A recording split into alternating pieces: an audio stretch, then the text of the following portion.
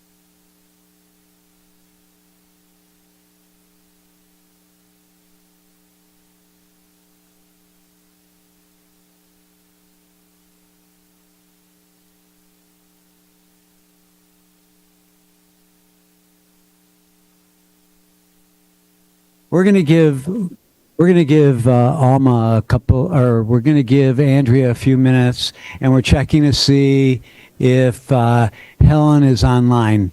If Helen's online, then we have a quorum. Through the chair, Councilwoman Gordon is not online yet. She's not online.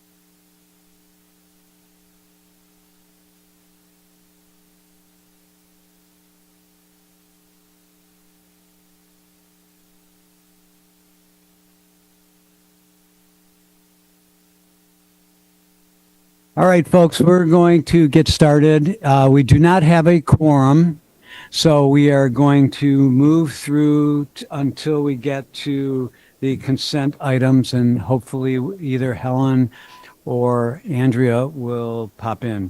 So I'd like to call the SolTrans board meeting to order. Please join me in the Pledge of Allegiance. pledge allegiance to the flag of the United States of America and to the republic for which it stands, one nation, under God, indivisible, with liberty and justice for all.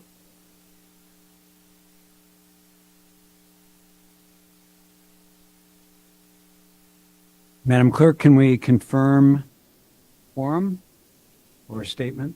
Well, We have a quorum for purposes of numbers, but not a voting quorum, so we can proceed with informational items only. thank you. This meeting will be conducted in compliance with AB 2449 to allow Board Member Gordon to attend remotely due to emergency or agency travel. In compliance with that law, in the unlikely event that there are any technological issues at Vallejo City Hall or the library that impede remote attendance for the general public, the meeting must be immediately shut down and no further business may continue. And we must take roll call attendance and roll call votes. Madam Clerk, can you please call the roll and confirm our status? Yes, at this time I'll call the roll. When I state your name, please state your attendance. Director Hernandez? Director Young? Director Gordon, are you online? Through the chair, not present at this time. Chair Scott? Here? Vice Chair Source is still absent. Director Mashburn? And we still do not have a voting quorum. So we will proceed till we get to the consent items on an informational basis. Do we have any statements of conflict from any of our board members? Nope. Approval of the agenda. Unless there are any additions, deletions, or objections, I will move the approval of the agenda. Is anyone? We have a second. Please call the roll. Director Hernandez? I don't believe I'm a voting member on this. Oh, excuse Yes, me, Director yes. Young? Um, Chair Scott? Yes. And Director Mashburn? Motion Great. passes with those present. Thank you. So now is the opportunity for public comment. This is the opportunity for public comment on any matter not on the agenda, but within the subject matter jurisdiction of the SolTrans Board. SolTrans's board welcomes public speech on matters within our jurisdiction and authority, but strongly denounces hate speech, obscenity, and disruptive behavior in meetings. Disruptive individuals will be admonished and removed from the meeting pursuant to Government Code Section 54957.95. We ask for members of the public to ensure their remarks are within the jurisdiction of this board and refrain from making hateful or obscene comments. Manny, would you please start our sign-up clock for public comment? Madam Clerk, will you read the public comment notice? Yes, thank you, Chair, members of the board. Public wishing to speak may sign up at the back of the council chamber, and public attending by Zoom may click the raise hand icon, and those dialing in by phone may press *9. While this is the opportunity for general public comment, there will also be an opportunity to comment on any item on the agenda at the time a particular item is heard. And I would like to make a note that we now have a voting quorum with Mayor Source now present. Thank you. At this point, we do have a quorum with Mayor Source in attendance. Thank you. So we can move on. The Executive Director's report.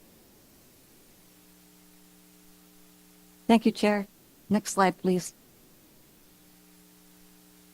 Youth ridership continues to grow once again, so it's about up to 17,000 rides per month. So that's pretty exciting. Next slide, please. As a member of Golden State Risk Management Authority, GSMRA risk pool, this is our 5th year in a row we've reached accreditation. So it's very exciting. Last year, we got $25,000 back on our insurance. So it's good job, staff. It was all of their work. Next slide. We're partnering, the General Services Department is partnering with an architect to do some visioning work for Crotola Park and Ride. So we will get a package together that'll go out to Caltrans, but it'll come back to you. Milan will be presenting on it next month. And that concludes my report.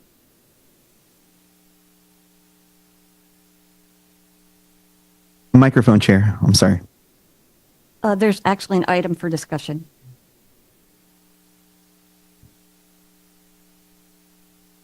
Through the chair, please turn on your microphone. We are now moving on to any, thank you. Over there, I don't see him. Voice from God. All right. Do we have any board of directors comments? Seeing, nope, this is your chance. Okay. All right, seeing none, we will move on. Are there any public comment on any item? Annie? Through the chair, no speakers on this item at this time. Okay. We'll move on to item number 6, which is proclamations and presentations. We will move to the since there are no proclamations, we will move on to the state legislative report. Michael? For me to stand. There should be a pointer there, a clicker, if you want to use that to advance your slides.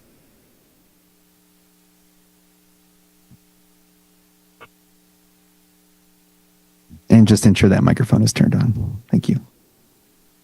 Chair Scott, Director, is good to be with you this afternoon. I'm Michael Pimentel, partner with the firm Shaw Yoder Antwi, Schmalzer and Lang, and your legislative advocate in Sacramento.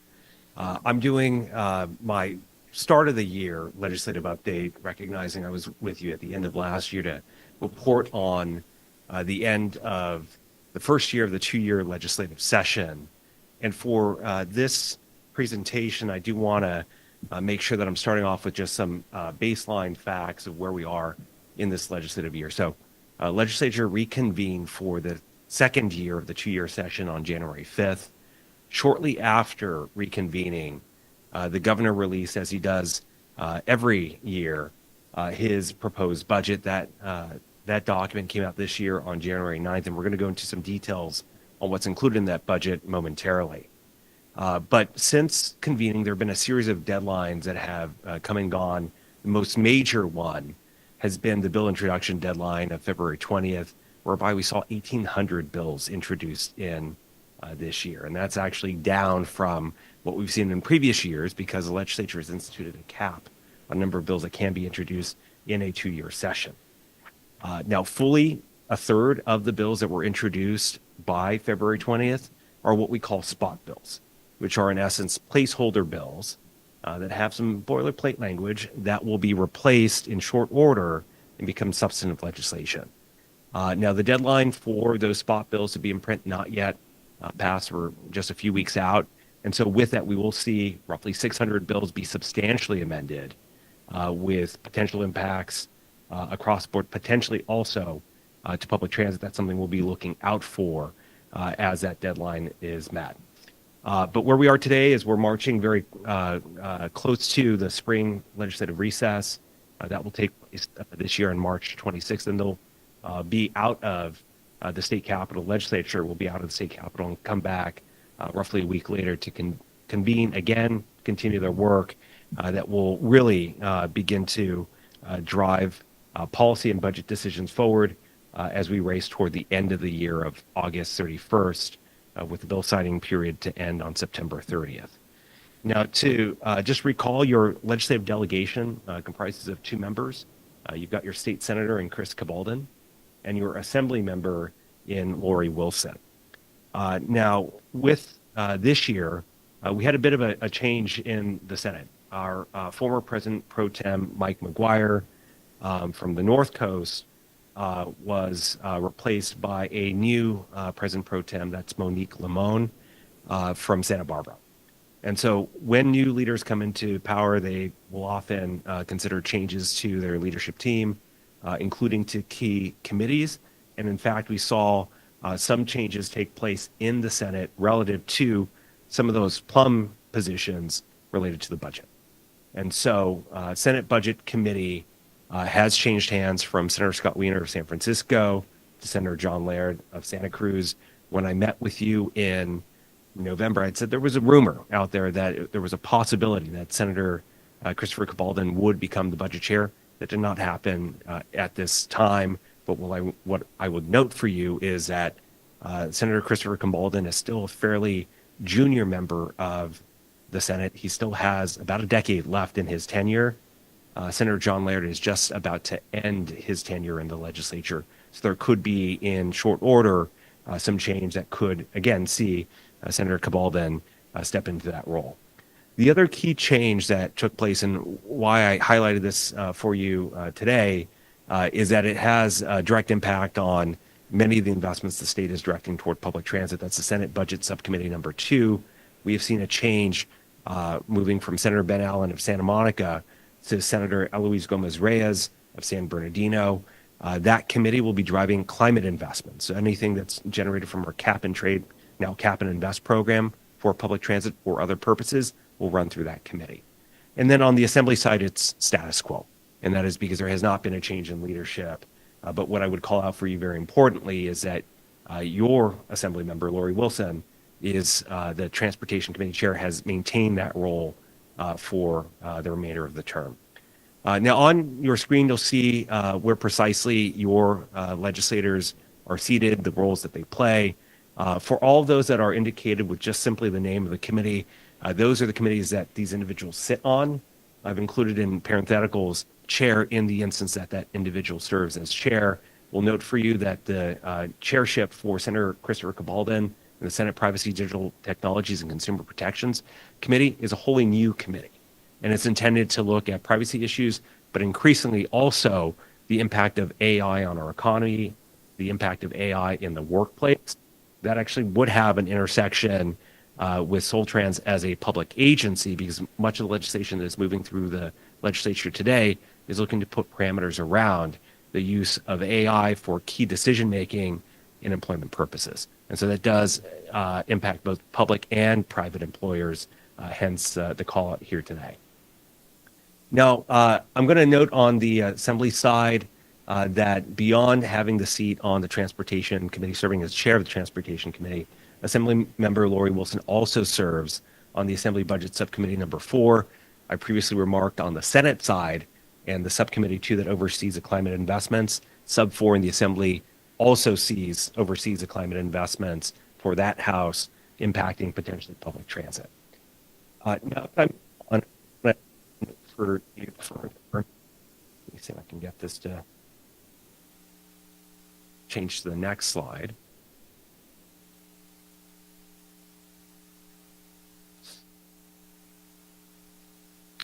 We're about to jump into the budget discussion, and what I would begin to highlight for you as we move into that, and if we can go to the next slide, I would just highlight that, as I noted, Governor released his budget on January 9th. There was some indication in November that we were in for a fairly dire fiscal picture.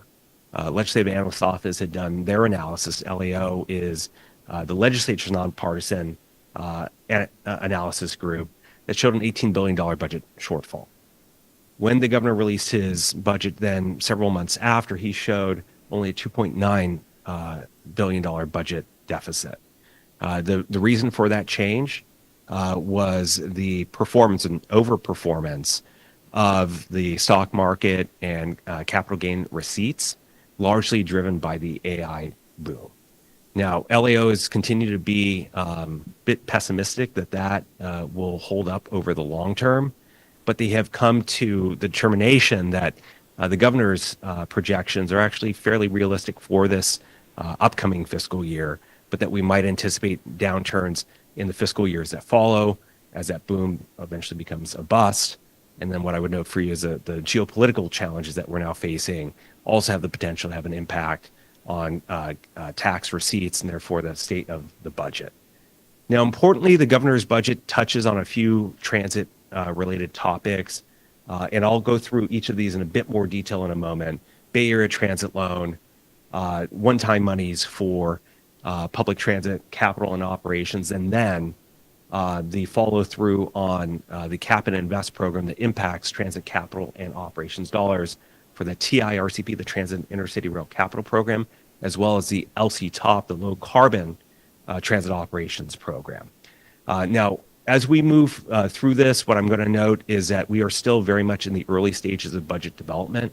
The governor will release his rebaselined budget. It's a mid-year update called the May Revise on May 14th. And the legislature will be moving to adopt a balanced budget by June 15th.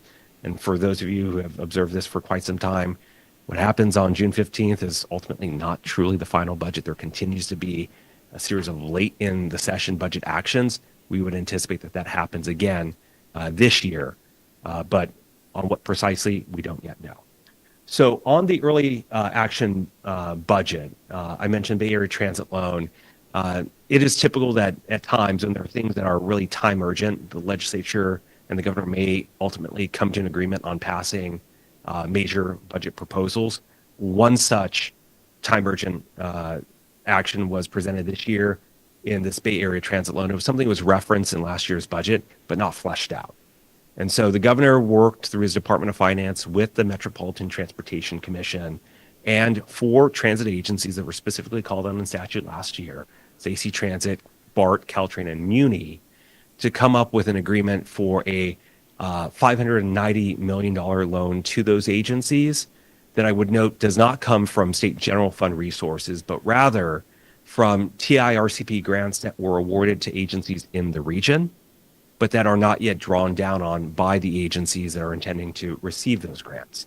And what the state is looking to do is to, in essence, cash flow that money and front load it to these agencies that have urgent operations needs, and then to establish a payback schedule to recapitalize that money and to allow for those monies, once collected, to go into their first intended capital purposes. And so the state has presented, MTC has presented, this would have no impact on transit projects in the Bay Area. And there's some surety that is included within the terms of this agreement, whereby the agencies have to pledge their state transit assistance dollars as repayment. And in the event that the agencies don't have any other form of repayment, those STA allocations are garnished from them to ensure that there is that payback that would happen over a 12-year time horizon. And so this has passed. This is now law. The monies are moving from the state to the MTC for pass-through to those agencies. Now, relative to investment one-time money, we often will refer to this in shorthand as SB 125.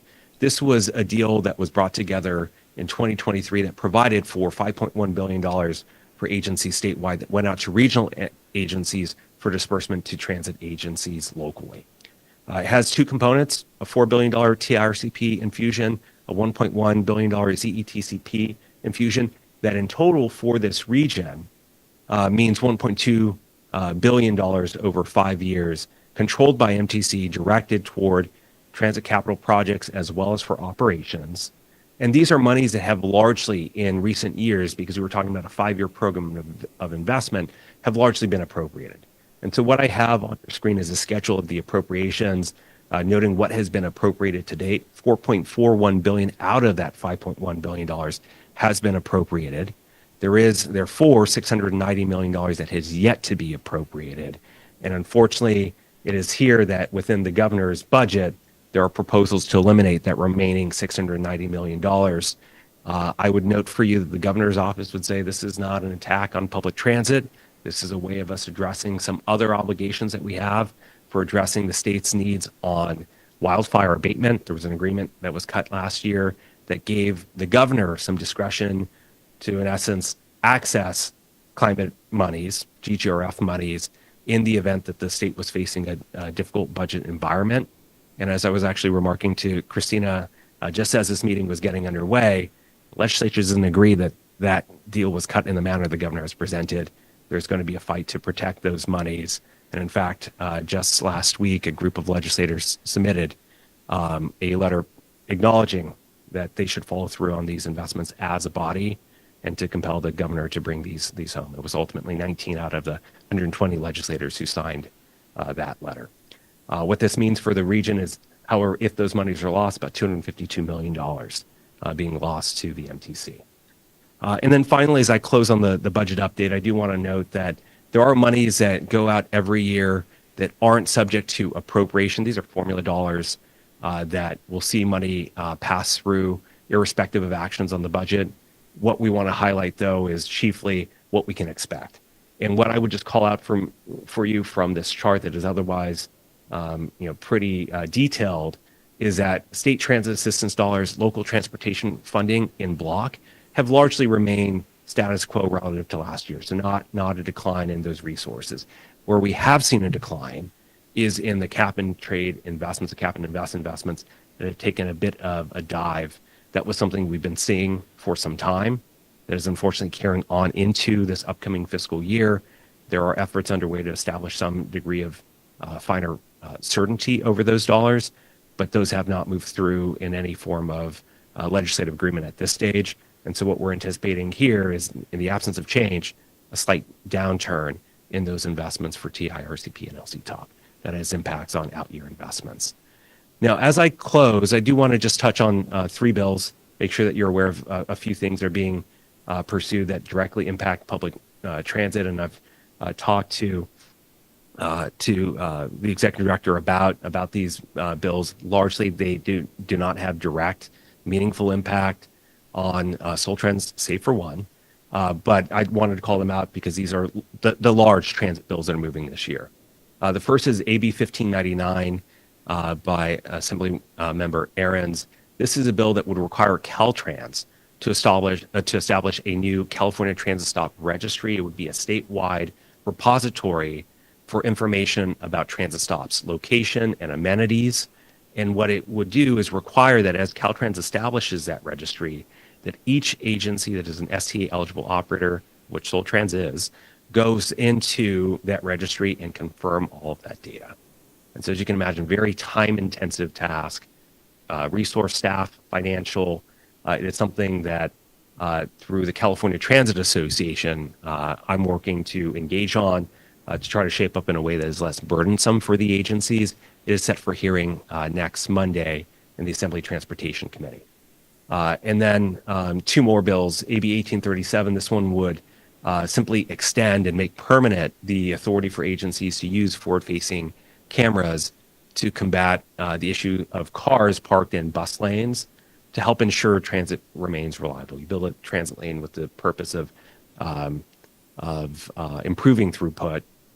Cars stop in it, you undermine that investment. And so this bill too in the Assembly Transportation Committee will be heard on Monday. And then finally, another bill relating to bus axle weights.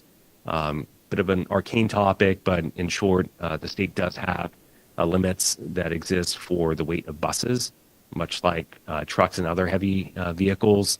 As agencies are moving forward with zero emission technology, the weights of those buses are increasing, and there needs to be an amendment to state law to afford agencies the legal clearance to operate those heavier buses. And that's what this bill would help facilitate. This too in the Assembly Transportation Committee will be heard on Monday. And so that concludes my presentation. I'm happy to take any questions that you might have for me today. Thank you. Thank you. I just have a couple of quick ones. Thank you for that presentation. That was indeed very deep, and it does scare me when I look at the big picture for our size of agency. Sure. At the same time, I think the only takeaway that I can get is that the one thing that is certain is there's going to be a lot of uncertainty over the next 5 months, 4 months, until we get past the budget cycle. It also appears to me that we're probably not going to be funded at the same level as we have in the past. Now, that may be an assumption based on everything that you showed, but I still feel that there's probably a fair potential for lack of funding. Yep. At the same time, I think you showed us 3 potential bills that are in the House Yeah. that come to me as a city legislator, as well as on the transit, as unfunded state mandates. Sure. Again, more putting it on to the agency to do the cameras, to do the transit residency, and it seems as though we continue to bear more of the brunt of the state's deficit Yep. than getting the significant benefit of all of those dollars. So I don't think there's a question in there. It is just a sense of fairness, and that fairness is really starting to swing towards the state side. So that's just my opinion, and I will open it up to my fellow board members for their comment. Thanks. Two questions. On this camera issue with cars parked in bus stops. So we can take a picture of it, but then what? Do we have authority to issue a ticket? Do we have to call local police to come out and issue a ticket? Or I'm trying to think of the practical. Yeah, no, effectiveness of I this. appreciate the question. And here I'll clarify, not for this bill a specific mandate. It is elective for the agencies, but for those who choose to exercise that authority, the primary way in which agencies have operationalized it is through automated cameras that generally use AI technology to snap the photo. There is back-end agreement that needs to be reached between the agency and a local police department for the review of those images and for the ultimate issuance of the citation. And so we've seen it operationalized in LA, in Sacramento, in San Francisco, Santa Monica, and I think there's one more. We've not yet seen it proliferate across the state, but what this bill would do would be to lift what was basically pilot authority and make it permanent, allowing agencies to opt in as they desire. So the photograph would be sufficient for a department to issue a citation. That's correct. Okay, well, I guess we have to discuss how big a problem it is for us and whether this is something that we want to operate. Second question has to do with the loan Yeah. to the four transit agencies with TIRSIP money. And I think I heard you say that some of that money would be coming from the region, meaning it would include money from Solano County. Yeah. So if there have been projects that have been awarded TIRCP from TIRCP, I'm sorry, for Solano from the TIRCP, then the answer is yes. So if that money were, and it's only for projects that have not started or finished? Yeah, so it's a mixture of the two. And what the state is looking at is they had done a cash flow analysis of the needs of the individual agencies that were set to receive money from the TIRCP. And there's certain very large projects. Take, for example, BART to Silicon Valley, where any reasonable drawdown of those monies, spend of that money would not mean that they're fully expending all of their money in a short period. They have then identified where those monies can be lent. If an agency is going to need the money more immediately, the state has looked to protect those monies so they're available for the agencies when they need them, but they've only looked to make available or flexed those monies that they have identified in concert with MTC to not have an immediate need. And then the repayment Yeah. back into the TIRSIP fund, back to benefit Solano County if we lose money. Yeah. That's somewhat up in the air. It sort of relies on Muni and BART to stabilize their finances and actually make a repayment. That is right. With the proviso that there is a necessary assurance that and really a legal pledge that in the absence of any other form of repayment, that what is garnished from the state is STA. And so that's something that every agency can count on. The And state so would that backfill it the state if would the- take, before those monies are received by the agency, to make sure that the TIRCP is made whole. Thank you. Sure thing. Yeah, just a follow-up comment to what Mayor Young said. If we do determine that the bus stop parking is a problem, in Vallejo, we have a commission at the City Council, the Surveillance Advisory Board, that has been helping with use of surveillance technology and privacy concerns. And I don't know what the dynamic would be in terms of making a referral, but if we were to decide to pursue that, if it ends up being a problem to us, to our agency, I would suggest or be happy to help figure out a way that maybe we could make a referral over there to ensure that we're considering everything holistically and the privacy concerns of using AI or photos or things like that. Yeah, we've started some work on this project, Milan.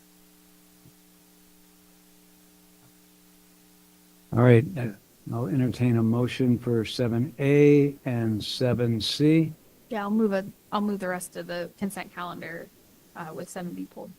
Thank you. I'll second it. We have a second. Please call the roll on 7A and C. Director Young? Yes. Director Gordon, are you online? She is not. We'll note Director Gordon as absent. Chair Scott?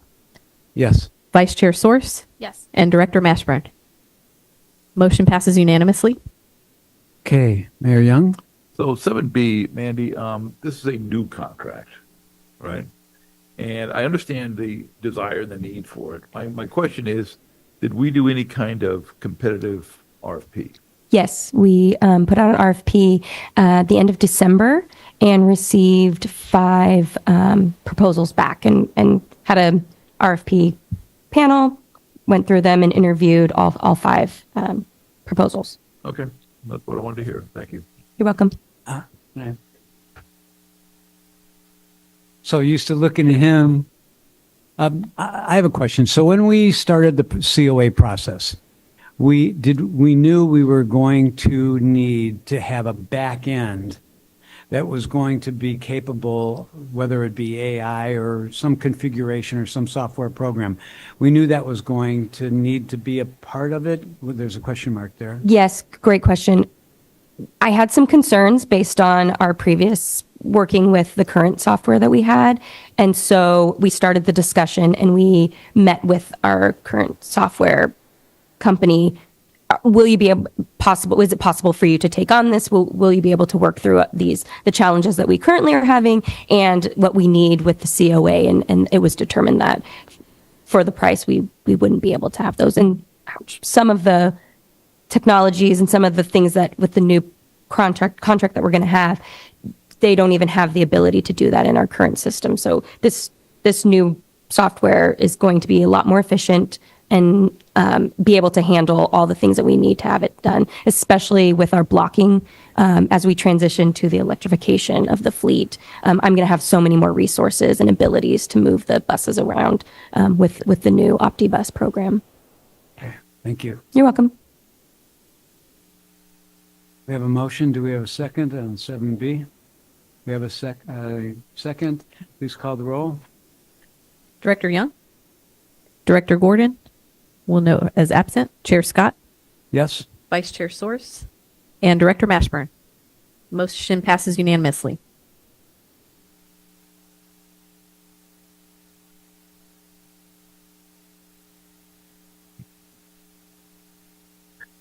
Microphone, please.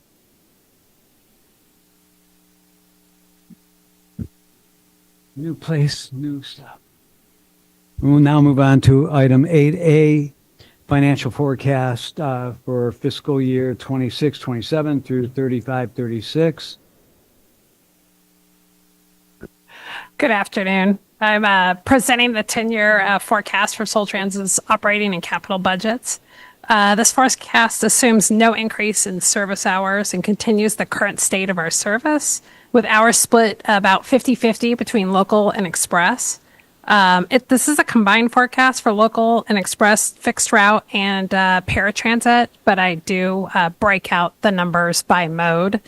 Our overhead supports all the modes of transit and gets allocated amongst the modes.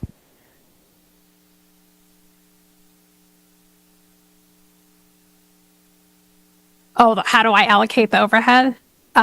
So initially 10%, if it applies to paratransit, I'll go to paratransit. 90% stays with fixed route. That's about the hour split between those.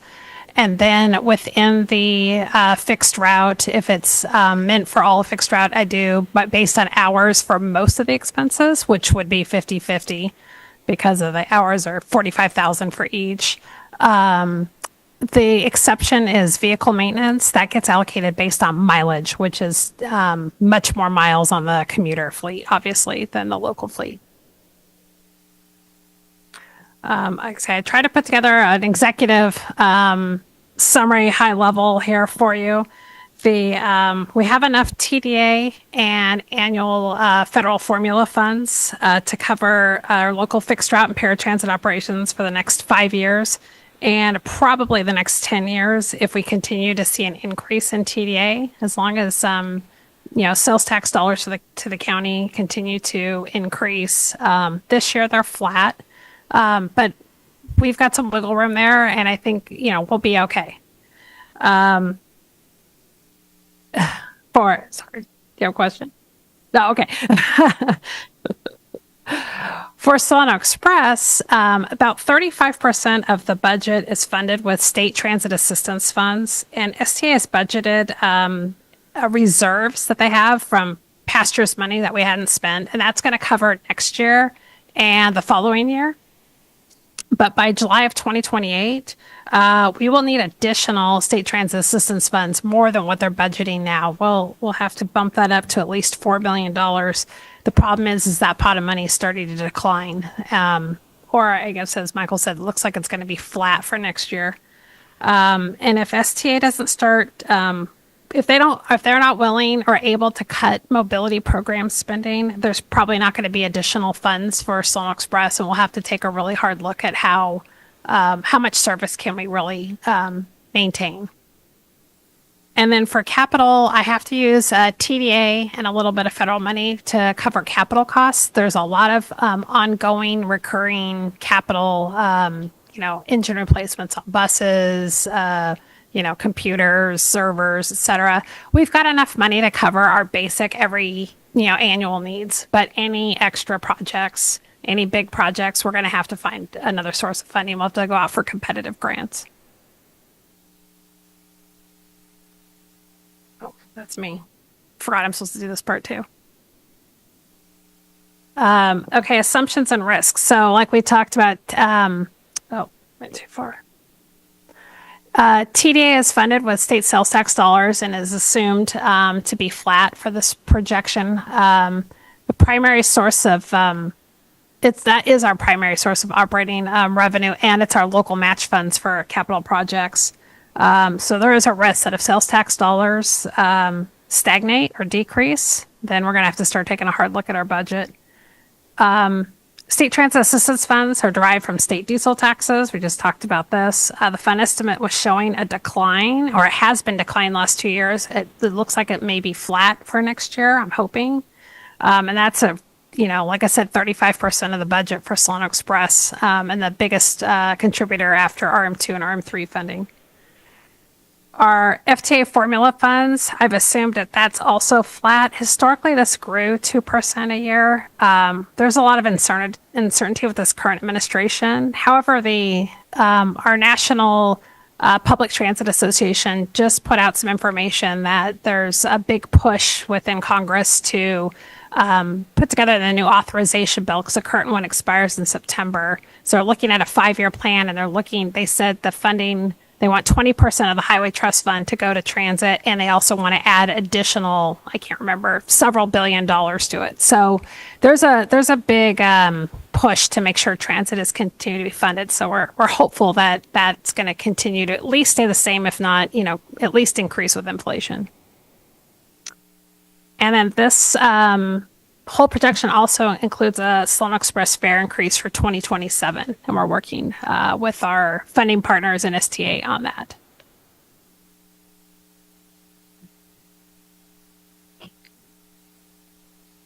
Operating expenses, we've got our transit service contract with Transdev. It expires this June, but there's 5 one-year option terms. We're looking at potentially renegotiating this next option year. In fact, we've already floated it with Transdev. We have a meeting tomorrow. The hourly rate's gotten pretty high. The hourly rate covers the drivers. It's we pay this year it's $85 an hour. Next year it's $89 an hour for every revenue hour of service we put out. And then the rest of the contract is a fixed fee, and that goes up by about a 4% COLA just about every year. But this is 2/3 of our entire budget, so this is our biggest cost. And then we're looking at whether or not we're going to put this contract out to rebid. not only because of potentially the variable rate, but also because of just some of the contract terms and some of the it's not some of the facilities and environmental impacts are not worded very well. We cannot make any major changes to this contract without putting it out to bid. So that would be the impetus for doing that, and that's something we're exploring right now. Fuel expenses, I projected to stay flat. So I know you're worried about electricity. We have a national consultant. This is all they do is project management to help people implement electric fleets. They've got a bunch of engineers and analysts on staff. They've done a whole analysis, and they said that we actually should save money on fuel going to electric buses for the local fleet. Our infrastructure is just now come online, and ChargePoint is still commissioning the buses, so I have no real data yet to share. But certainly, as we can start charging on our infrastructure and getting those actual electric bills, we'll have a sense of what's going to happen. We've got 5 buses now. 7 buses are coming next month, so it'll be 12, and that'll be about 2/3 of the fleet at that point. Will be electric, as well as the 4 BYD buses we already had on hand for local. So we'll have a pretty significant portion of the fleet electric, and we should have a better sense, by summer or fall, what our electric costs look like for fuel. And then all other expenses we just bumped up with a 3% inflation factor. Obviously, it's just a high level forecast at this point. Breaking it down, I just took what was in your packet and did a little summary. So this is our local fixed route and our paratransit service. We're currently working on our ground up budget for next year, so that'll be brought to the board next month. So we'll have more refined numbers than what's here. Don't pay attention to the shortfall for next year. I mean, like I said, we're building it, and I'm sure we'll get it to flat. I just wanted to point out, so this is showing right now that we've got more money than we need for what I'm projecting for expenses for the next 4 years.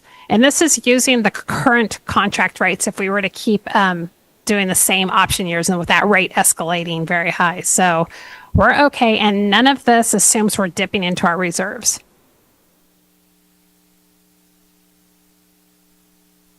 Okay, Solano Express. So the first line there is the State Transit Assistance Funds. Like I said, STA already committed those next 2 years. And then I'm showing we need at least $4 million the next 2. This is also assuming we do a fare increase and the additional revenue that I'm hoping we'll get from that. It looks like about a couple $100,000 a year we'll actually achieve. Looking at a multi-year increase to keep up with the fact that bridge tolls have gone up over the last several years, and they are going to continue to go up for the next 5. This, again, if we do not get $4 million, though, starting fiscal year 2029, at a minimum, with our current contract with Transdev, if we're at these rates, we will not be able to fund the service for long. We will probably be okay for a little while because we do have reserves, but it's something we'll have to decide as a board how much we want to use of our own reserves to fund Solano Express, if that's the route we want to go, or do we want to look at starting to cut service? This is something we're going to have to really look closely year by year. Capital expenses, like I said, we've got sufficient capital for our recurring needs. We've talked about this, I think, last month. Our competitive federal grant that we won, the $12.5 million for buses and chargers, is still pending obligation. It has been radio silence from FTA. This grant, if not obligated by September, will be expired, and we will lose all the money. We've only committed, using pre-award authority, we've spent about $500,000 on chargers, a couple $100,000 on a consultant to help us implement electric buses.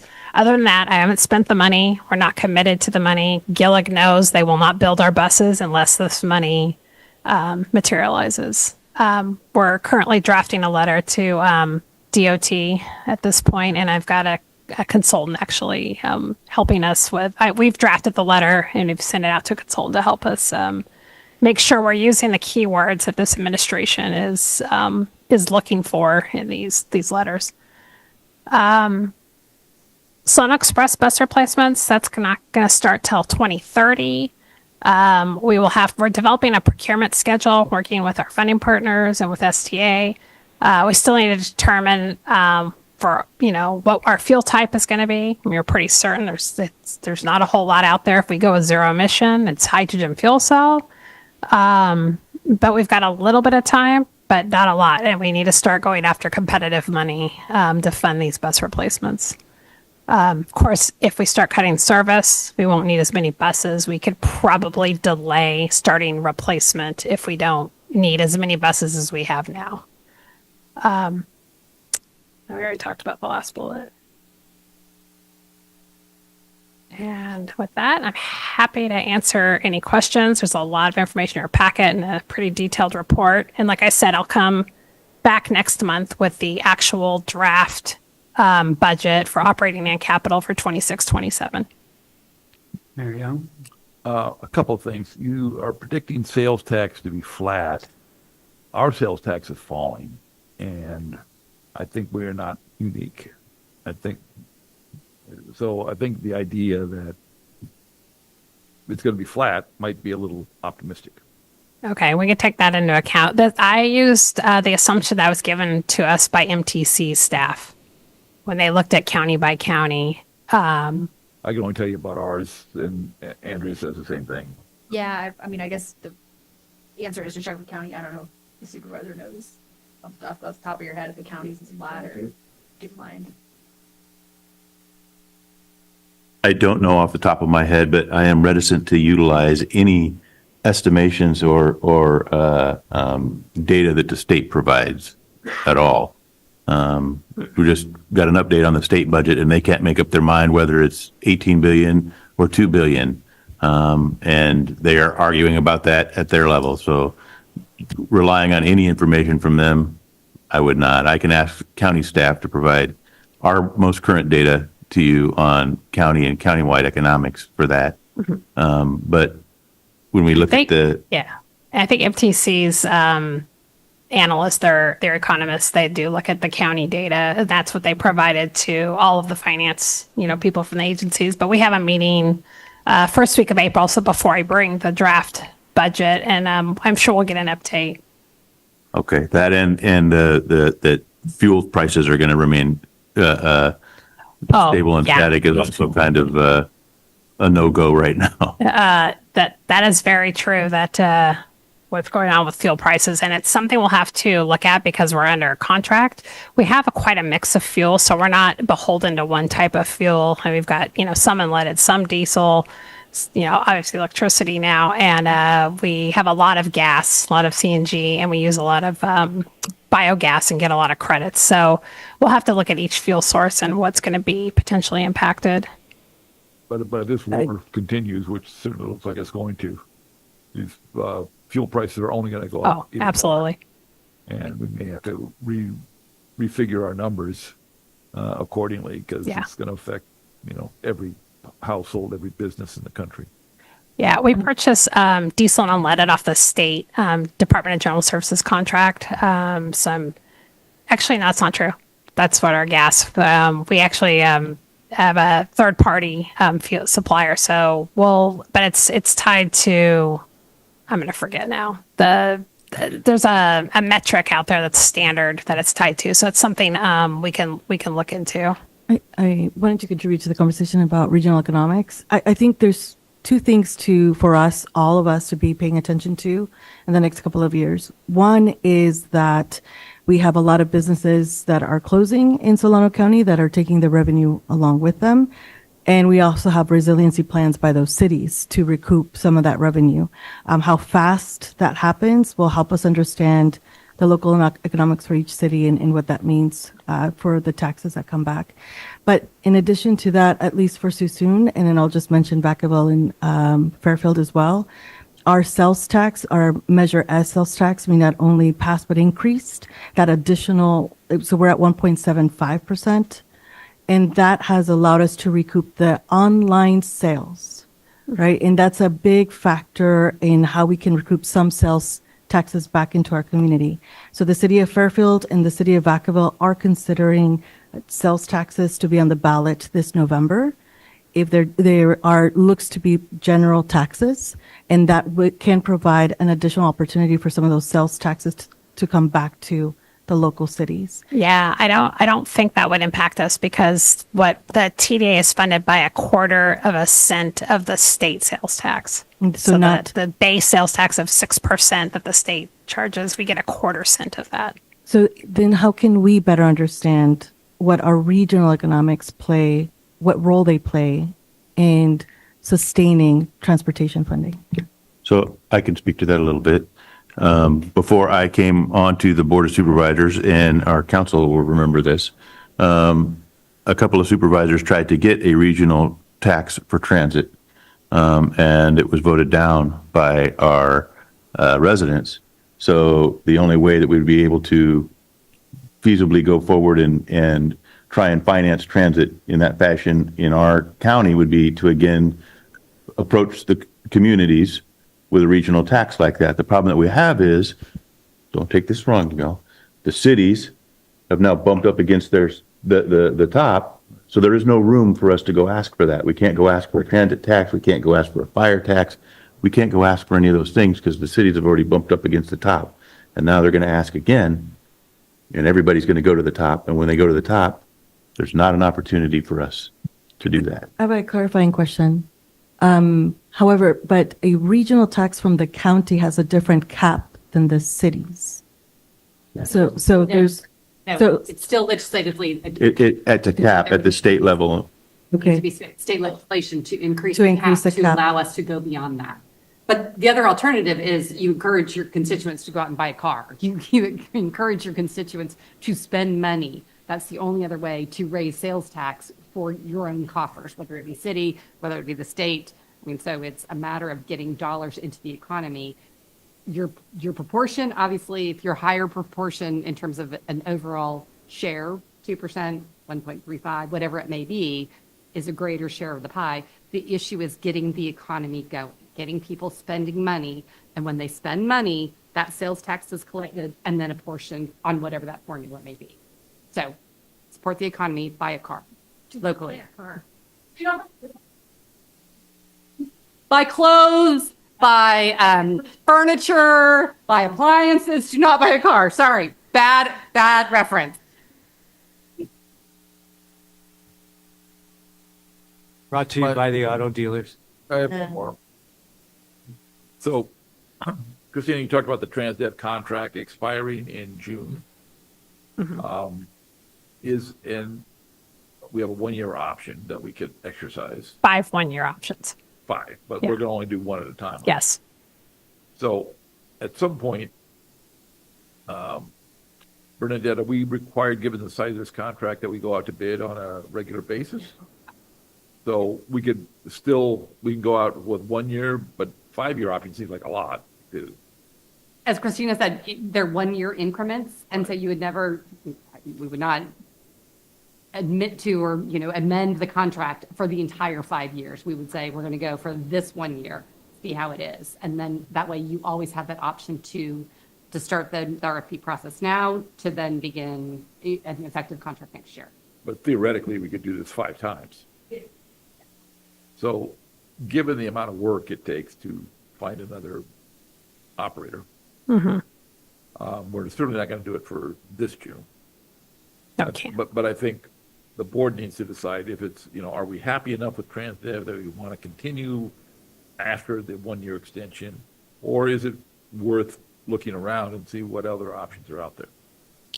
Yeah, we could bring something back to the board in July because we would need to know, or even sooner, we need to know this summer if we're going to put it out to bid because it has to be actually released. And it's a lot of work to get it into the form that we need it. We're actually already working on if we were to ever change our contract, what we want the scope to look like. And so we've already been working this whole last year, and we're working really hard on it starting now. But we'd have to release it by early September if we were to go out to bid. And there are enough alternative operators out there. Oh, yeah. Yeah. And I sat on Livermore's contract panel a year and a half ago, and then Ron just sat on Tri-Delta just went out to bid because they're a 10-year contract. They did a 10-year contract, and theirs for 10 years was up, and so they had to put theirs out to bid. And so Ron sat on their panel as well. So both of us have got a good sense of what's out there right now and what the contracts look like. And having sat through those and understanding the qualifications of others, you would be of the opinion that it's something we should do? Mm-hmm. Okay. And Ron also? Yeah. Okay. Good to know. Thanks. I have a couple questions, Christine. So looking out to 2030, so we appear to be in decent shape moving towards 2030. 2030 begins the potential as we approach a fiscal cliff when it comes to capital outlay. Oh, yeah. But this happens every time we have to buy buses. So in that period, there's a significant, in 30, 31, 32, there's a $17 million shortfall. Yeah. If we are to maintain the level of services that that our riders expect and that we intend to deliver. So at what point in the next number of years are we going to be looking at how are we going to look at those capital outlays and say these are the plans that we are going to develop in order to look at dealing with that shortfall, or recognizing that the next year or two is probably not going to be an opportunity for the federal government to look at. And we're heard a little bit that the state is going to be a little tight. Who are we going to be looking to give us some help here? Excellent question. So can you shed a little light? I think, so we're always planning for future fleet replacements. So we always know we got to go find the competitive grants. What we can do is there is certain formula monies we get from the state, like through LC-TOP. We can actually accumulate funds and put that aside for bus purchases. We could look at what other capital needs we have that maybe aren't in the zero emission bus arena and get those competitive grants to free up some of our other funding, our formula funds to pay for buses. So we could probably shift some things around and make sure that we're applying for the right programs with the right product that matches what they are willing to fund. And then we'll just have to watch what happens in Washington. If they do the new authorization bill and they look like they're serious about funding transit, it's possible that there's, they do still have competitive money. They're still giving out. People still are getting awards. If I read properly, there are 4 buses that potentially could require new engines. Mm-hmm. Or 3 or 4. Mm-hmm.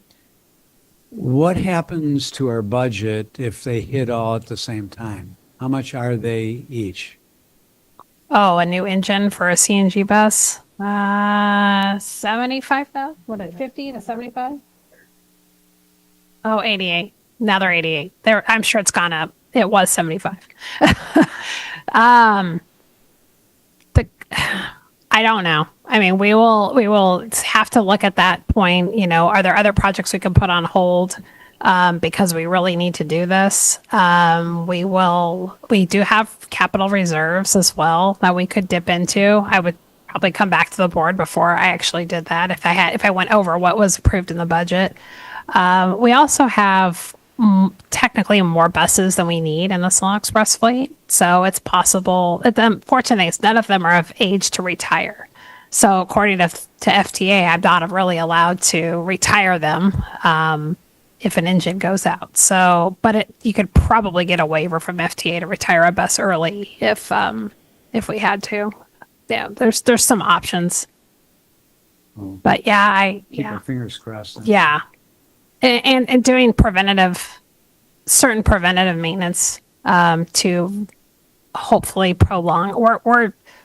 Our engines are already past the life they should have been on the CNG buses. We're on borrowed time anyways, but they've held up longer than we expected.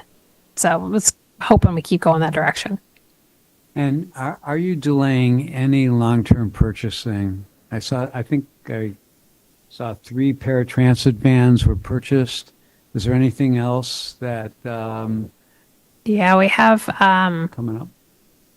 We're not looking to purchase any other vehicles other than the fact that we have the PO out right now for the local buses that if we get the funding from FTA, they'll actually get built. Other than that, we don't have any plans next year to purchase vehicles. I think the only thing we are looking at is a maintenance truck to replace our admin car. And I know last year I tried to bring that and you guys didn't want it. You opted to tell us to wait another year, but we're at the point with the COA that we've got a lot of work that has to be done, and our general services team doesn't have a truck to use. And the car that we've been using, it's a small car, it's a Ford Fusion, and it's 15 years old, I think. So that's on borrowed time too, but it's still going. Thank you. Yeah. I'll open it. I got a couple more. Mayor Young? Yeah, And then Mayor on the revenue side, how long has it been since we actually raised fares? On both Solano on both? Express and local? On local, we raised fares a few years ago from 2019 from $1.75 to $2. And that actually puts us in line with most other local operators, across the county. Some are a little higher, some are a little lower. We're about average. And that's something MTC with their regional fare working group is working towards trying to get us all fairly consistent. So I'm not looking to really raise local fares because even if I raised fares a quarter or 50 cents, it would be a drop in the bucket because it's just not that much fare revenue at that level. Express. Yeah, but Solano Express, those fares have not been raised in 15 years. And so we're way, way overdue. And given the increasing bridge tolls, Yeah. the crazy increase in gasoline and diesel costs, I think you're going to see more people looking for Solano Express. I think our ridership will go up. And if we haven't raised fares in 15 years, we are overdue. It's something we've brought up multiple times at STA, and there just hasn't been, during the nobody wanted to raise fares during the pandemic or post-pandemic. Everybody was hurting. But I think we've put it off long enough, and we really need to. So we actually, it is now being agendized within the working groups at STA, and we are putting together the timeline of when we would do that. And we're looking at like spring of next year. And that would have to go to STA board. That probably is up for debate on how that works. Well, but they're on board too. So I think we can gain consensus with everybody. Okay. I think we need to continue that. Yeah. And then the other question is on the development side. So we own 2 pieces of property that are sitting vacant. One is a small piece on Lemon Street, adjacent to the park and ride. Yeah. We haven't done anything with it. We're not required to build under the new bill about transit and housing, but it is. We've tried to sell it. It may be worth seeing if there's any interest from anybody. We've tried for years to sell that property. You've done it with a broker? Yes. All right, Mayor, can I answer that? Yeah. Beth did talk to you in the executive report about the TOD. That lemon lot is included in that.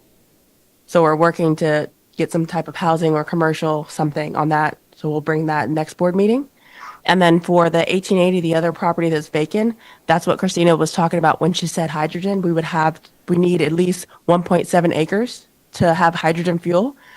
We haven't moved forward in that yet because of what's going on a federal level, but that is how we would see fuel for the Solano Express fleet in the future.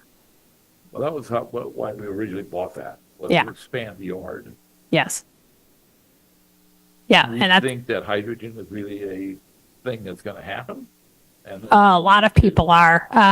All of our neighbors in Contra Costa County, they've skipped electric and they're going straight to hydrogen. But with what happened at the federal level, everything's on hold now, and they've all had to pivot. And if they had to buy buses, they're now going back to buying hybrid buses because there's nothing else to purchase. And we're going to be pretty locked into electric buses, Well, for the local fleet, we're locked into electric for a while, yes. but for Solon Express. But for Song Express, there's no electric coach that can handle the amount of miles. So the hydrogen's your only option if we have to follow CARB's mandate of going zero emission. And it would need, we'd use that entire site.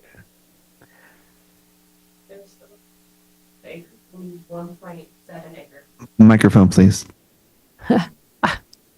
We have a little over 2 acres and we need 1.7 acres for hydrogen. That's the estimate that's going around basically in transit. Okay, thank you. Okay, thank you. I'm going to kind of bounce around because I'll stay on the topic we were just on, which is, so if I'm hearing you correctly, we have a beautiful unfunded mandate from the state to go to zero emissions and a federal landscape in which there's now no funding available to help us get there. Yeah. So who needs to say what to the state? There's a lot of people saying I mean, I things to think the state. it sounds like like everybody's in this position where, we were trying to do this. Michael Stiller, he's probably Yeah, saying yeah, stuff yeah, to the state too. Yeah. It's just, I think it's just kind of to just. Yeah, sort of they've at least they have a process now where you can file for an exemption each year because of the mandates of how many percentage of your buses have to be zero emission. We're not there yet because we're a small operator, but I don't even think it's an exemption. It's just give us money. Like you did this, the federal government did that. I know. They're when our, so They're aware. They have some obligation. Yeah. They are aware. Yeah. So, okay. On this topic of sales tax, one more question, which is, are the TDA funds that come to each city and thus SolTrans related to the sales tax specifically of those cities, Vallejo and Benicia, or is it a subset of the county based on, okay, so it's Vallejo. I believe it's sales tax dollars generated in Vallejo, and then that comes back to Vallejo. Same with Benicia. So if Vallejo and Benicia's sales taxes are down, our TDAs are down. I mean, that's just like cause and effect, not except. Nobody's sales tax increase impacts that at all. And we both happen to, Benicia probably more so than Vallejo, we have some stuff to get through in the short term. Vallejo, I think, is a little more nimble because the two big sort of, warn notices that we got were companies that are going to have to idle their operations and maybe come back. That's still going to impact us this year. We don't know what the long-term outlook is. I think we are going to see some developments finally come on board, like our new Costco. I think we'll maybe be able to make up some of it. But neither city's in a great position right now. So it's probably something we're going to need to look at, specifically with our TDAs. Like MTC might say, hey, this looks flat or this looks okay. But we got to really think about our two specific cities. And our two specific cities are not in the greatest of positions at the moment. The gas price thing too. Yeah, and I mean, scares me. I got to reiterate, all transit operators pretty much have, 3 buckets of money, right? You got TDA, you've got your state transit assistance funds, and you've got if you have a sales tax measure. And as we've established, we're the only county in the Bay Area that does not have a sales tax measure for transit. So, and I'll spare you all my personal feelings on sales tax increases, other than to say I was a vocal opponent of ours on the ballot. I was on the ballot measure as an arguer. I'm not a fan of increasing sales tax. No, it's just burdens. Yes, that it people is. Don't want to burden. So we need economic growth instead to raise our revenues. Okay. I'm worried. This actually isn't as bad as it could be. Thank you, by the way, for this. I feel like it could be worse, except I think Solano Express is in trouble. And I worry deeply about that. I think we'll probably have a conversation later on the agenda about the intercity funding agreement where some of this stuff will surface. But what I'm seeing, I'm trying to say this in the clearest way possible. What I'm seeing from STA is the opposite direction that we probably want to go, which is every time we have a funding constraint, we reduce service and peel off more little subsets to make up the gap. And that deconsolidation is probably going to lead to more expensive options than if we thought about consolidating. So for example, we've got now $1.1 million a year, or 1.1, no, like something like 900 to a million going into van pools in North County. You know, if we're stuck in another conversation where we're thinking about shrinking the core service of Solano Express in the county, and then we do the same thing where we go, okay, let's replace that with van. We need to actually have a conversation where we look at the entire holistic pot of countywide funds and go, what would this look like if we put it all into one bus service, if we put it into 2 services, if we put it into 3 services. That conversation has to happen at the SDA board. But I think one thing that SolTrans can do to help maybe avoid some of the pitfalls that you ran into this past year is to provide some options in as much as we can without outlaying too much of our own additional labor. I don't love the idea of using our own reserves for Solano Express. I think it's a righteous cause, but I think it's STA's problem, and STA has to solve it and has to make a decision if this is something we want to invest in long term, or if we're going to continue to piecemeal and just create these sort of every year we have to make these just sort of rash, uninformed decisions. I think from SolTrans's side, maybe finding an opportunity to share the outlook and the asks, particularly with respect to the STAF funds, in as far advance as possible with as much. Well, they already saw. We already talked today. But with the entire board as well. Yeah. This is We can what do it would that. take to maintain. This is what it would take to, this is what we're looking at. Mm-hmm. And have that conversation now so we can hash through it and not run out of time and have to make a bad decision, which has kind of been the pattern. I mean, I've been on, now for a year and 2 months or something, but that's sort of the pattern I'm seeing. Yeah, if we were to have to cut any of the service because we determine there's not enough dollars, those cuts would have to be made by August of 28, which means you would need to know, like, by the fall of 27. Just getting sneak. I mean, that like a year and some change. Yeah, Some exactly. decisions. So we got about a year and a half to figure out what we're doing. Some funding decisions. So I think that's going to take. We're probably going to start a process now of having that conversation and get the SDA board involved as soon as possible. We're also running scenarios as to, based on different levels of funding, how much service could we put out there, and with that many hours of service, what would that look like for Solano Right, Express? that So would be we're already looking at options of what that would look I think like. that menu of options would be good, and let that be dealt with, and then this board can make decisions about what's best for our agency, whether we want to pitch in our own reserves, whether we want to, what we want to do. But yeah, I worry about that. The last question that I have is simply, I'm just trying to think of other ways we can fund things. Have we gone after things like congressional appropriations before? And I'm thinking specifically for stuff like Youth Ride Free. That's just like a feel good, maybe a congressman would want to. Oh, you mean like earmarks? Is that what you- Yeah. An earmark. Apparently we just missed the earmark. We just missed, I know. That's It why was March 9th. Next time. But we have gotten earmarks before. It's actually the money we got last time. It's still sitting there because it's for two commuter buses, $2 million for commuter buses. Yeah. So that's something I think, in going forward as well, if we have one-time costs or feel-good programs like Youth Ride Free that are not, we're not using one-time funds for something ongoing, but we're just, it's funding a program or a capital, maybe even for capital, happy to I don't know whatever we can be helpful. Yeah, there are other. I think it's. There are other grant programs that we haven't tapped into that we're aware are out there. Of course, each one have their own, slant. A lot of them are more environmental and going towards zero emission. So your general run of the mill capital programs, or even operating, it's hard to find those. Yeah. Keep us updated. Thank you. Yeah. That's all I've got. Thank you, Mayor. I share your frustration, perhaps, about the peel-offs that are happening at STA, where we have the opportunity potentially to see how we can work together to solve these problems instead of going out and seeing programs that are costing $600,000 or $700,000. Next thing you know, they're $2 million coming out of STA, but eventually it's coming out of us and coming out of the pool that we have. And at the same time looking at fare adjustments, because I think we're at a recovery rate of someplace a little bit over 9% fare box recovery.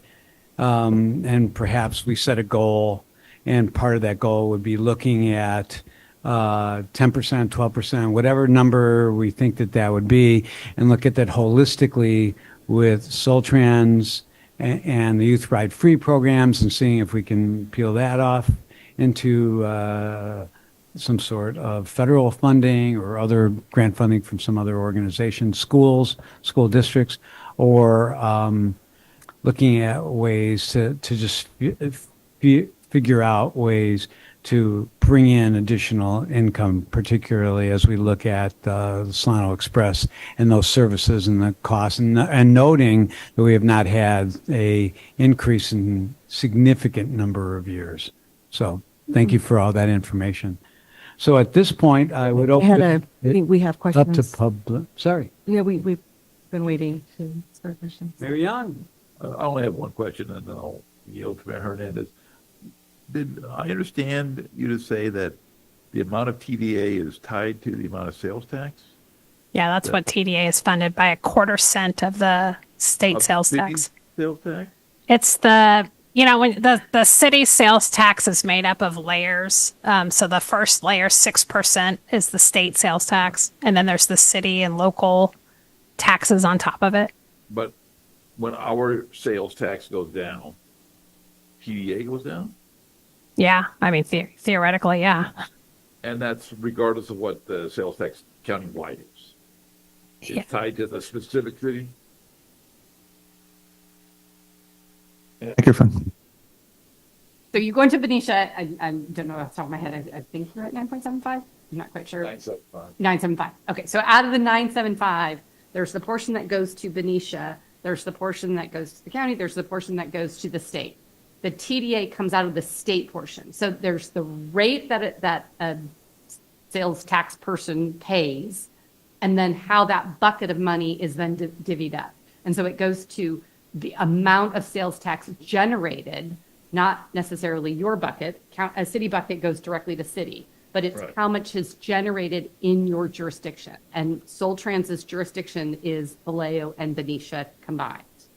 And so when our sales tax goes down, the TDA goes down? When the total amount of sales tax paid in Benicia or Vallejo, the total amount is paid, goes down. Not spending, because you're not buying cars, you're buying furniture, jewelry, clothes, whatever, not food, and whatever it may be in terms of how much is actually paid at the cash register, that share that is then divvied up, that is what is going down. Not the rate, but that's how much has actually been spent in your jurisdiction. Then I think it's important to be coordinating with our finance department to make sure that the numbers that they're showing and estimating for sales tax. That's what MTC does for all of the operators in the Bay Area. They have economists and analysts on staff, and they go to each county and get their data.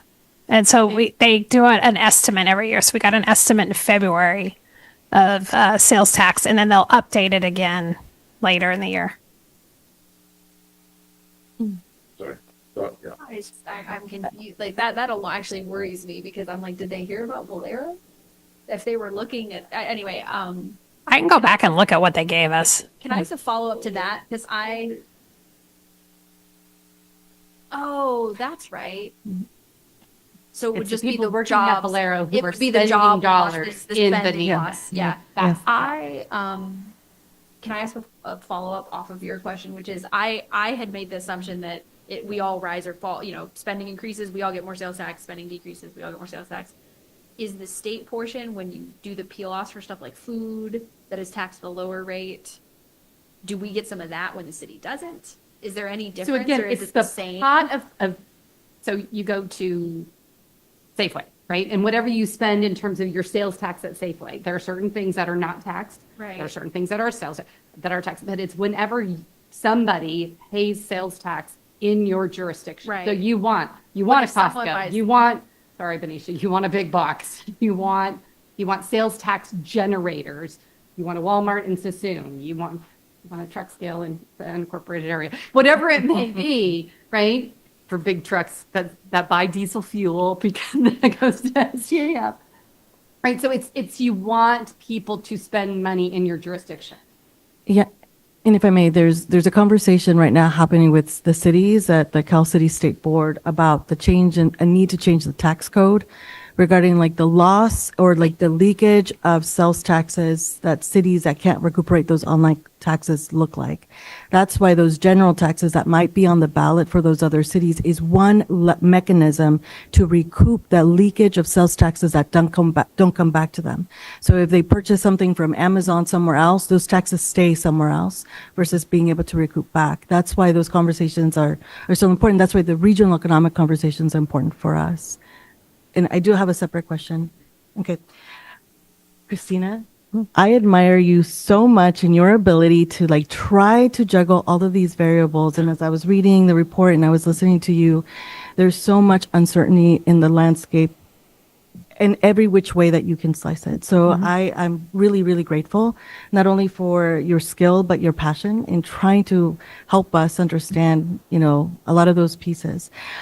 With that said, there's one area that I'm hoping you can help me better understand, which is the FTA. You were talking about the FTA piece, and I think it's 5307. Our formula funds. Yes, and then you talked about, you started talking about how like the funds of what we are to attain. Well, actually, can you go back into that piece? There's some pieces there that I didn't really Are understand. you talking about the formula funds or the competitive grant, the $12.5 million grant that we? You said FTA had to do like in its implication to operating capital.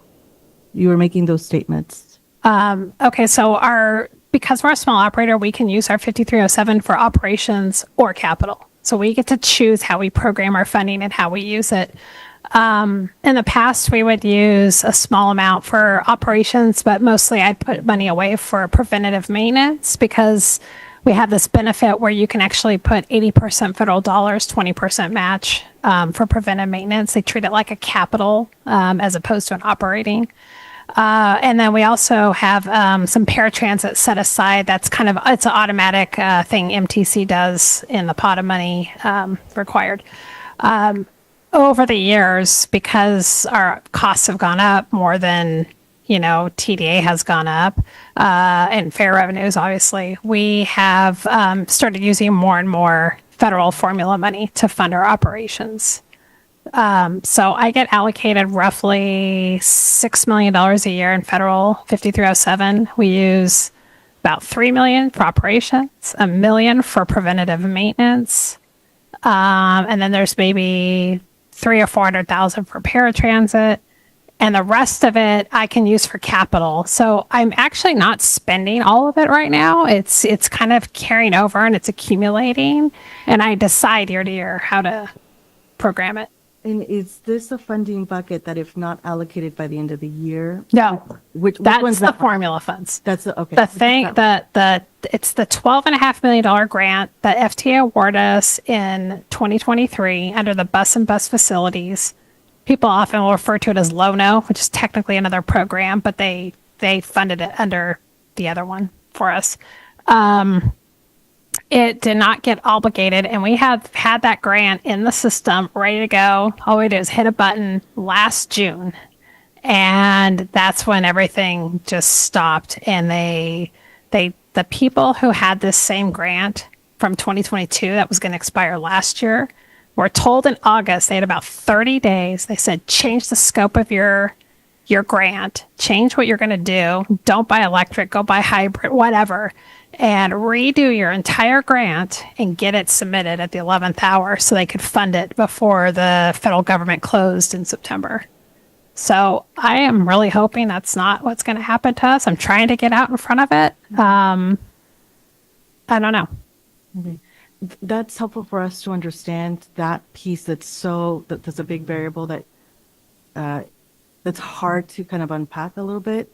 And I think like for me personally, and I think whatever you need from us to support you in that process, whatever that looks like. And I don't know what that is because I can't even articulate all of those pieces because we've tried multiple things. We've reached out to our congressmen, senators. We've, It was recommended we find a Republican to support us. Okay.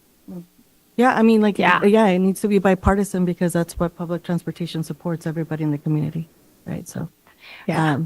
Okay, thank you. Those are some of my questions. I have other comments around some of the funding pieces, definitely the STAF funding. I know that there's a lot of work that's going on between trying to understand and unpack, so I'm following. And I'll reserve some more comments for another item on the agenda. Thank you.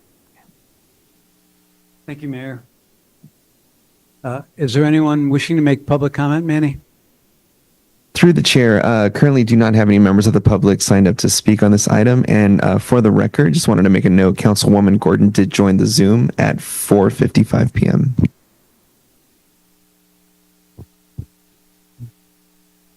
Okay. All right. Then since this is an action, oh, here we go. All right, Helen.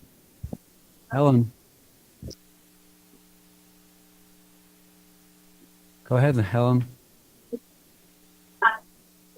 Yes, hello. I just wanted to let you know that I'm here at the California Conference for Housing.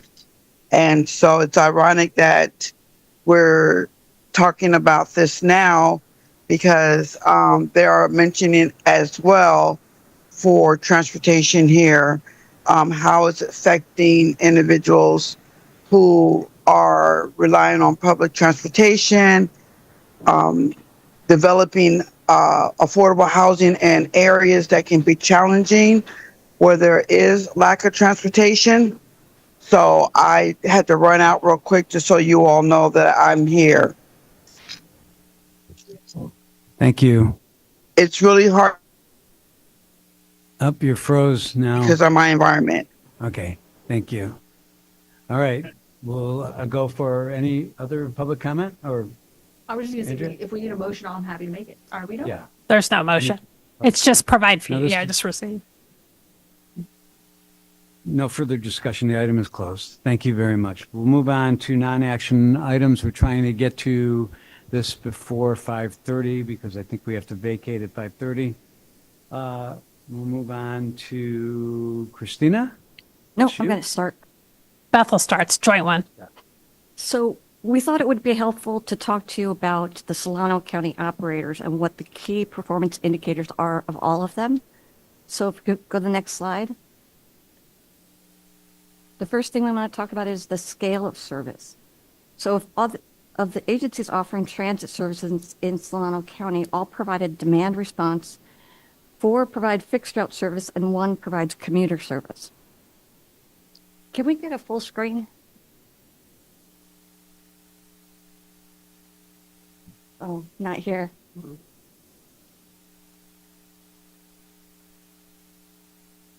Better. There. Okay.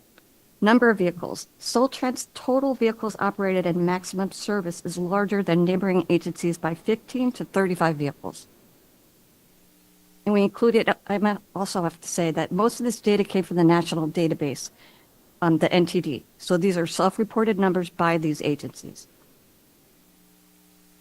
Fixed routes. As you can see, we have 17 fixed routes with Fairfield with 5, Vacaville with 5, and Delta Breeze at 1. The span of service. We're almost a 24-hour operation. The first dispatcher comes in at 3 a.m. The last utilities goes home at 1 a.m. So there's only 2 hours there. And with the rest of the service, we have a longer span of service than any other agency, and we also offer significantly more weekend service, and several agencies have limited Saturday service and no Sunday service.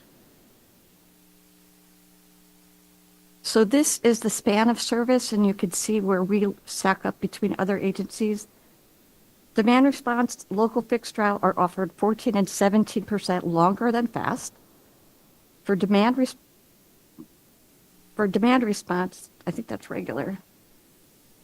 It's 30 minutes earlier and 1 hour earlier than fast. Next slide. Okay, annual revenue hours. SolTrans operates just under 100,000 hours, annual hours, including local express and dial-a-ride. It's the highest in the county and more than double the second highest, which is Fairfield.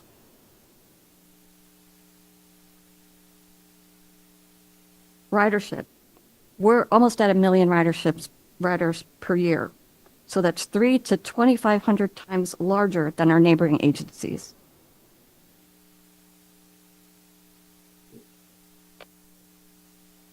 Yeah.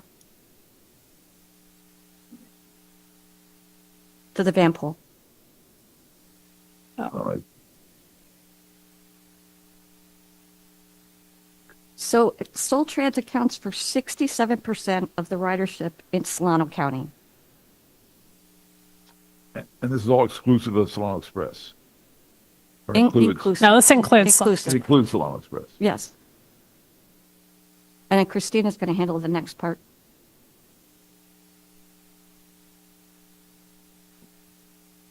Operating expenses. And mind you, just to backtrack, sorry, what Beth said, we have, why am I jumping in? There we go. This is all from National Transit Database from fiscal year 24, because that's the last year that was final. We've all submitted our FY25 data, and it's just about final, but it's not out for public use yet. But you can see our budget is almost double what Fairfield is, and quite a bit higher than everybody else. And this is for all service.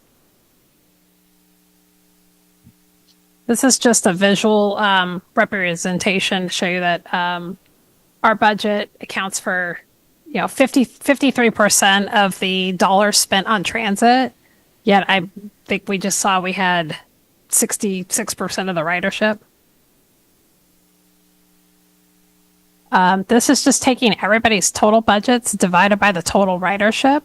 And this shows you the cost per rider. So SolTrans is significantly lower than our counterparts other than City Coach. But again, the only thing that's very, it's interesting and it's hard to know if you're comparing apples to apples is that, SolTrans is an independent agency and all we run is best service. So our entire budget we know is transit, whereas everybody else is part of a city department and we don't know how each city allocates costs to the transit department. So I that's something just to keep in mind is we're not sure if we're looking at apples to apples in terms of total costs. I hope it's close and everybody allocates about the same way. This is cost per hour. So same thing, total budgets divided by the hours of service we put out. And this is an average of all modes.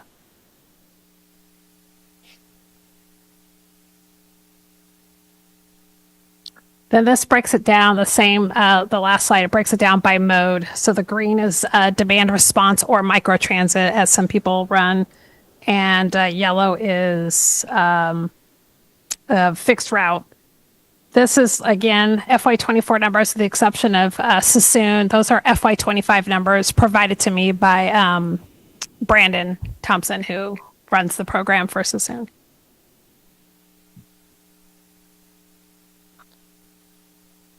I think this is the slide that you saw in Beth's executive director's report last month, but I thought it was important to keep it in this presentation as well.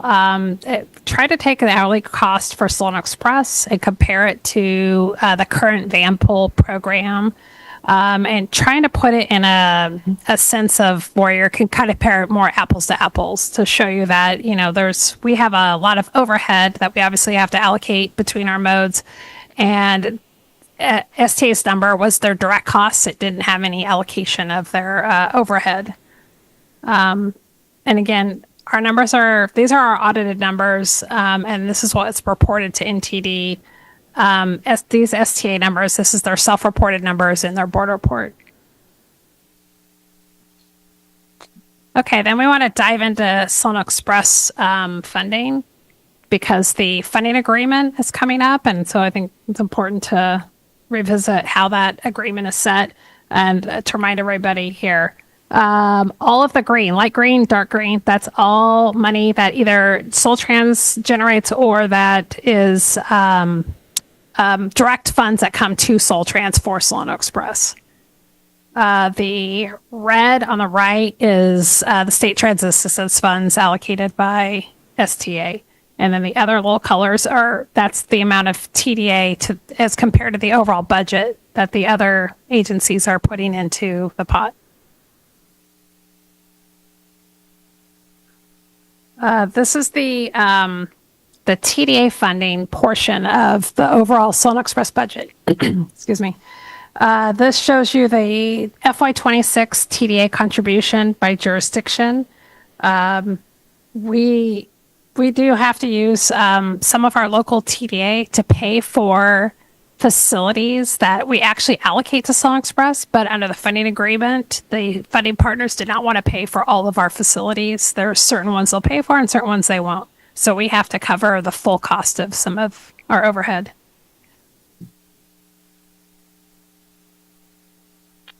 And then the current funding formula on how they determine what's pitched in for TDA is based 20% on the city's population, which we obviously know, and 80% based on the residents of the rider. The only way we know the residents of the rider is to do a survey. That is what the STA board, I believe last month or the month before, decided to put off the survey for this year and not spend the $200,000 that they spend on the survey. And instead they are putting it off till after the COA, though I think we could look at options to not do the survey. We have stop data, so we know exactly where all of the riders get on and off the bus. We could probably infer residents. It doesn't help, if people are getting on at BART, we don't know where they live. If people are in the unincorporated county, we don't have stops in unincorporated county, so we don't know who lives in unincorporated county and has happened to get on at Vacaville or Fairfield. But we could look at changing the formula. There's nothing that says we have to do this 80-20 based on residents and population. Maybe there's a better way that would be a more cost-effective way to determine how much TDA everybody should pitch in. And lastly, thought this was important just to remind board members, there's a lot of talk in the county about what's fair.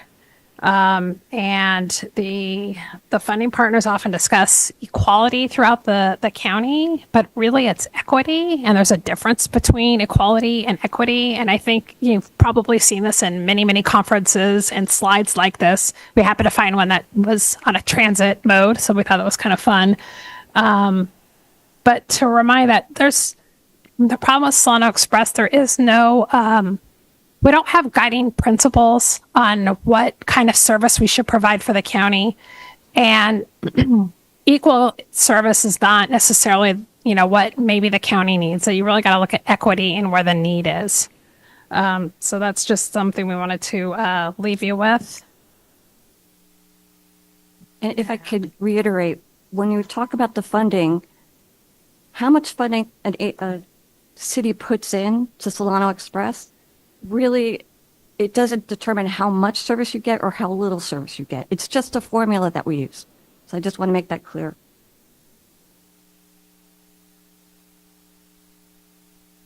That's it. Thank you. I'll open it up to questions. Mitch? Yeah. Can you go back to I can't even remember the number of the slides. The one, keep going, all the way back where we talk about the numbers for service. Keep going. Keep going. Keep on. Keep I think going. that was the first cost slide. Yeah, before the costs, Oh, where we were comparing apples to apples. Keep going back. You guys had 900,000 rides. oh, ridership. Yeah, there you go. That's ours. Ridership. There we go. So my question on this slide is, when we talk about 975,996, I can't believe I can see that even with my glasses on, total annual ridership, that's the number of trips, right? That's the number of times somebody got on a bus. Because you guys, we got 400,000 residents. There ain't no way you had 900,000 riders, right? That's the definition of ridership is somebody get on the bus taking a ride. Right. So so when we talk about apples to apples, that's the number of people that got on the bus. When we have, the reason I'm bringing this up is because when we have these discussions at STA and we have these discussions here, we talk about different things. You guys are talking about the numbers of riders that got on the bus, right? But when we talk about or debate about having to pay $600,000 or $2 million for 35 people on a van, that's a ridership that is every day. That's 35 people who get on that bus every day. And that Yeah, is that's 4,591, right? Yeah. But how many of those people in the 975,000, what's your ridership? How many of those people are the people that we're actually serving, right? How many does that break down to? What's your 35 number? Okay, right? so the van Out of that. pool, I know you got the 17,000 students. We can say that well, that's ridership too. That's not 17,000. I understand that. Yeah. All right. We don't know how many individual unique riders we have. There's no way we. So we can't really compare apples to can't apples because they can say they have 35 unique riders. And you all can't, Yeah. and you guys can't do that. You guys can say, we have this many trips. Yeah, that's why we're trying to get to a That's metric why- that is comparable. That's why. I just wanted to point that out Because it's true. because we hear data here, right? And we hear it's not apples to apples. And then we hear data, we meaning some of us who sit on both boards, hear data there. And they say it's not apples to apples. You're both right. It's not apples to apples, but No, there's it's not a not. way for you guys to get to apples to apples. We're trying to, and this is one way. I mean, this is 32 the same exact metric. This is the number of people who got on the bus and took a ride. So it's not, neither of them are the unique. How many out of that? Well, yes, but then when we go to the apples to apples pieces, we can say that the 4,591 people were commuting on what would be the equivalent of one of your express lanes. They're for what we're talking about at STA right now, they're the people in the van pool, right? But you can't say how many in your group are specific to just the express. They might have paid their $2 in Fairfield and then transferred, correct? They may not be. No, this we do know. That commuter bus over there on the left, it's 491,000. That is Okay. just rides on Express. So how many are just rides on Solano Express? Not 975,000. How many of those? First column, 491,000. Okay, 491,000 are rides on the commuter bus. Yes. Don't forget the 807. And we break that down when we come to our quarterly reports. That number is broken down by route as well. So I don't know if that's helpful. Do we have any way to know of those 491,000, how many of those are every day? How many of those are your commuters, right? What I'm getting at. How do you make that number match the van pool people? Yeah, we do have average daily ridership. We could look at if people use Clipper cards, we know how many unique Clipper cards are used in a day. Because if we can do that, then we can Yeah. compare apples to apples, right? We could know that 35 of those little people that were the different color on your bus there a little while ago, Yeah. 35 of those people, they're there every day I mean- and they're true commuters, just like the 35 people that are in the van pool. And then you can compare apples to apples and cost to cost. But they're not every day. So 35 into 4,591 is 131.174. You can round up. So to say that that's an everyday, it's not an everyday. But I mean, to your But point, my though, logic is that, the point is how do we get to what is the same, right? Yes. For daily riders. This is the same though. This is the exact same metric. It's the number of rides provided, in the year. And so we provided 491,000 rides. They provided 4,500. to a totally different demographic for a totally different, Absolutely. It's just to show scale. but it's not apples to apples. We keep talking about it being apples to apples. So Clarification. Same. I have a clarification question for Yeah. the data point. It says Solano Transportation Authority. but it's not. Is That's all fixed route. Is it That's not specific to the fixed route. van pool or to the Solano Transportation Authority The van- ridership? Just van. 4,000. Just the Sacramento van. Doesn't include just the van. It was a, Doesn't. thank you. Yeah, well, it doesn't say that. Sorry, it's just the Sacramento van pool.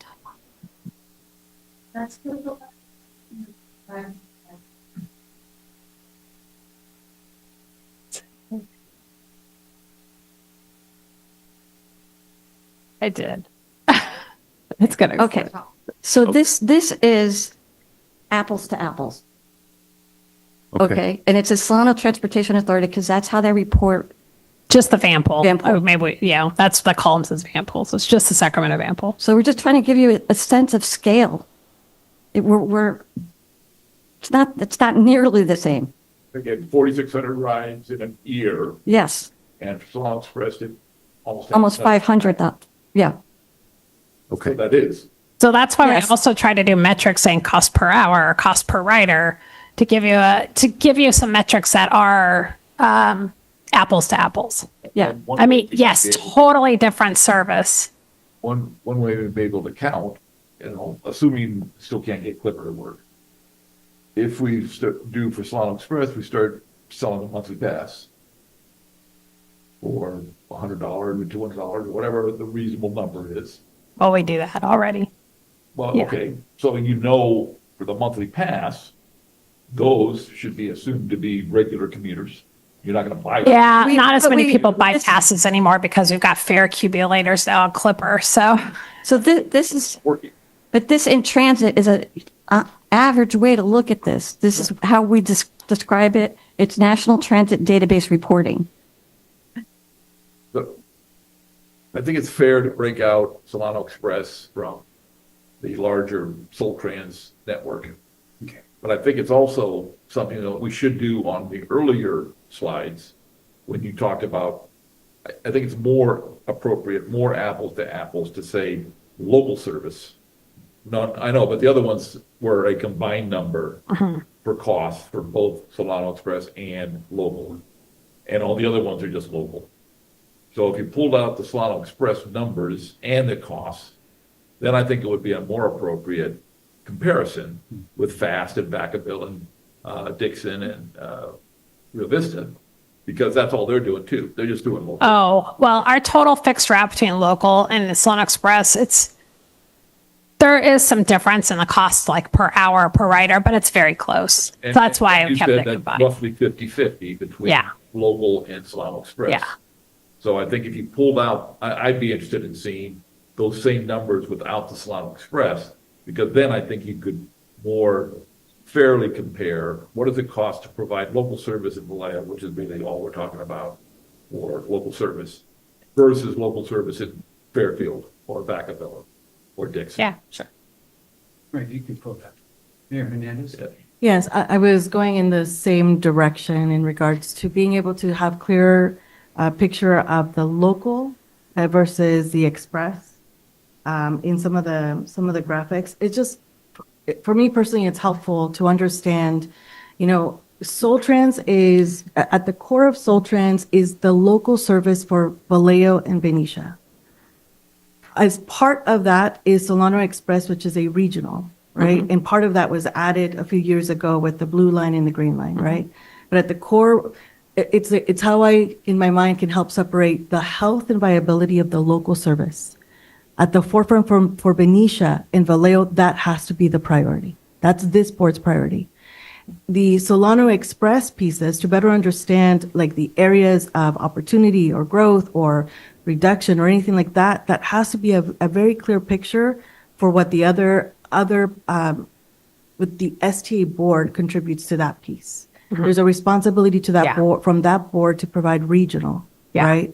And that board is not responsible for local. Right. So No. at STA, when we get presented items from SolTrans and it's No, it's convoluted never with- combined. Right, no, I'm just saying, Yeah. like, when we're trying to speak to it and Yeah. we're also confused on how we speak to it, I it's really can- helpful. I can bring you that information. I didn't think of it because I did this presentation before I had done my numbers, but I do break out the cost per hour and everything for STA for Solano Express, and we're actually having those conversations right now. As I was looking at this, it reminded me of when Suisun City broke away from FAST.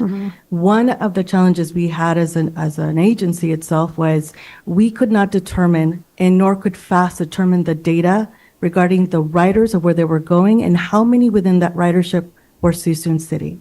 So the cost to our city was $1 million for a service where we couldn't even quantify how many people.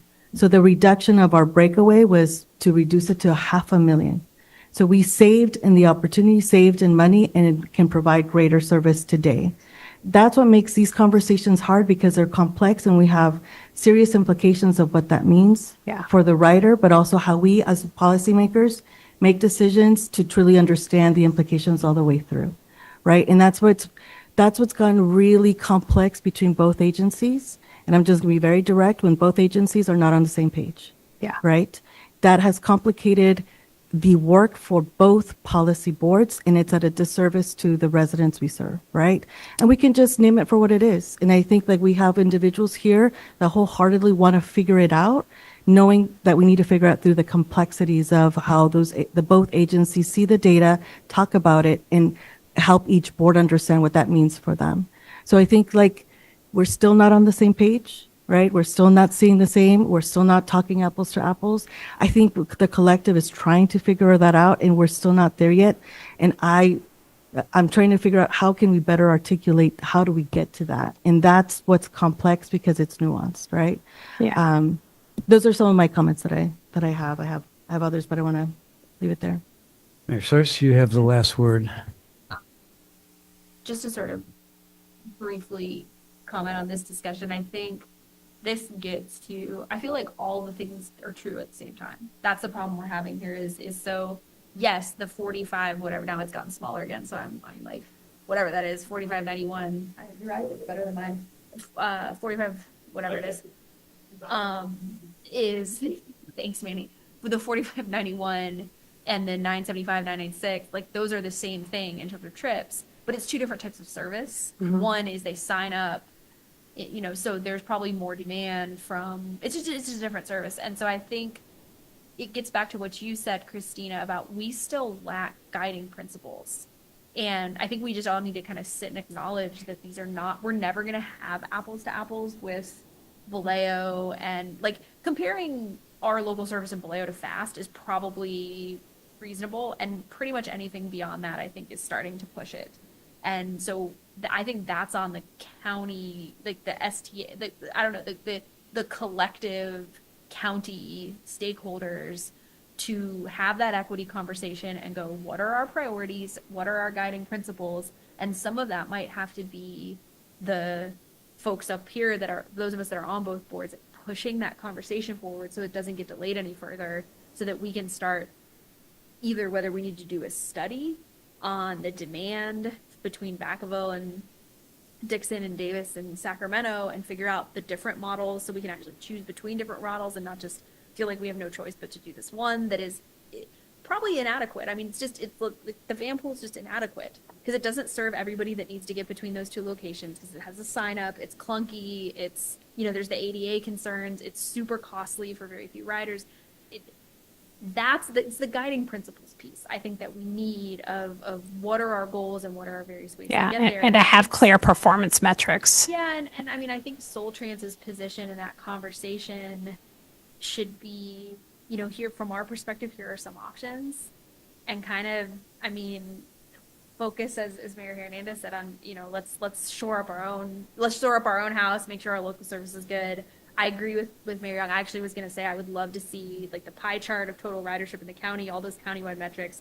I'd love to see the SolTrans piece broken between local and express. Sure. Because the express is regional, and I would love to see the Vallejo local and kind of compare it to the Fairfield and the Vacaville local. So it's still all SolTrans, but just the two portions of the SolTrans. And then, I'm going to do personally a lot of thinking about what the next steps look like and how, I and hopefully those of us here that are on both boards can facilitate the conversation that needs to be had. Because there's definitely one that needs to be had, and SolTrans's role in it is very specific, but there's a broader conversation that's going to need to happen. I guess I'll leave it there. Yeah, and clearly we have a lot of work to do in front of us. And I think what we have is, I think you've heard that we want to look at how do we dissect that information significantly into smaller bunches so that we can make it into apples and apples. See, I used the bunches and apples and apples. But the point being is we have passed our hard stop time. So we have a 5:30 hard stop, right?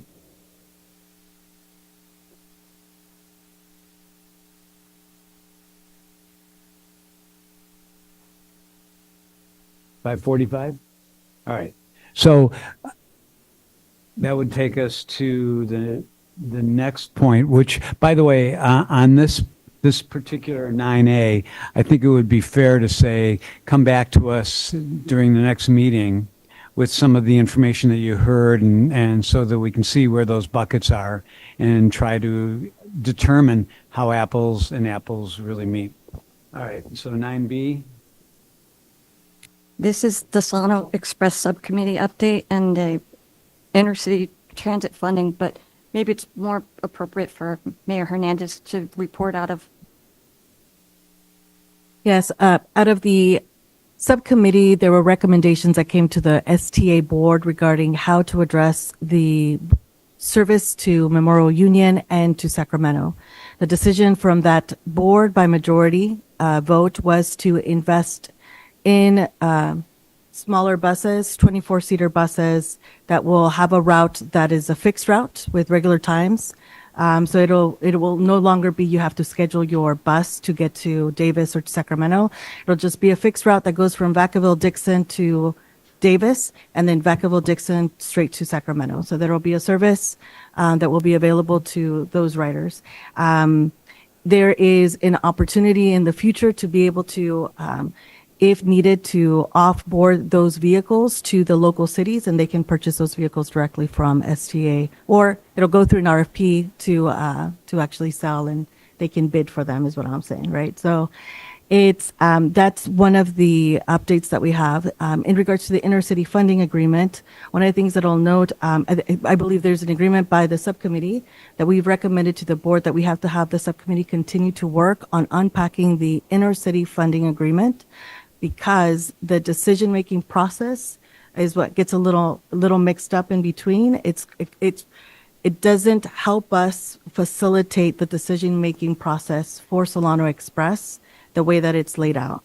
And I think that we can take the learning and the pain points that we've experienced to help better inform what can we contribute to updating the funding agreements and with the stakeholders to implement something that might be a little bit more streamlined and be helpful for both agencies. One agency, because SolTrans is the representative of Vallejo and Benicia in those conversations. And so we want to make sure that there's also continues to be very clarity about how we speak of SolTrans.